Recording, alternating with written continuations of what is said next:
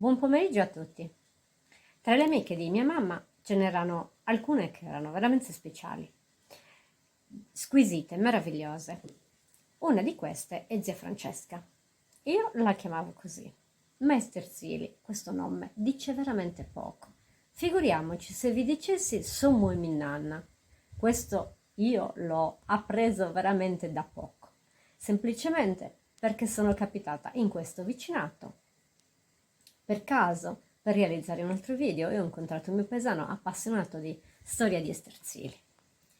Però se tutti gli esterzilesi in ascolto, naturalmente quelli di una certa età, i bambini, i ragazzini, non sono interessati forse a questi argomenti, ma è per loro che vogliamo soprattutto realizzare questi video, dico, som de zia Cicitedda o de zia Ciccitta, si apre subito la memoria. Se poi aggiungo zia Cicita in Fontaneidda, allora nessun dubbio, è palese, ci stiamo riferendo proprio a lei. Ma non è di questa simpaticissima e gentilissima signora che vi voglio parlare, bensì della sua casa, per cui se siete curiosi, allora io, beniga di conto. Questo è su Vosse Maestantino, tutta questa zona, esattamente questa è la gradinata che porta a Fontanesusu.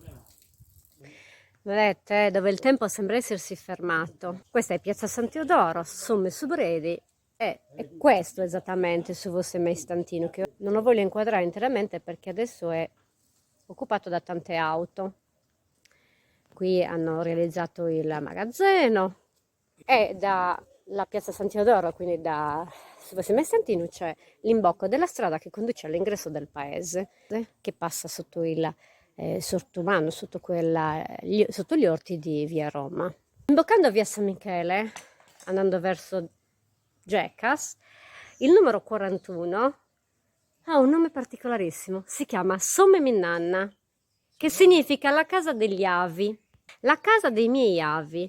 E notate bene che tutto questo vicinato una volta pare che fosse abitato dai Locci, e questi cavalieri Locci pare che siano, diciamo così, spariti dai Sterzili intorno al 1800. Spariti nel senso che non sappiamo che i Locci si sono trasferiti, pare che ne siano andati ad Orroli, comunque sono andati via da qua. Curioso, vero? Questo me l'ha raccontato un nostro paesano.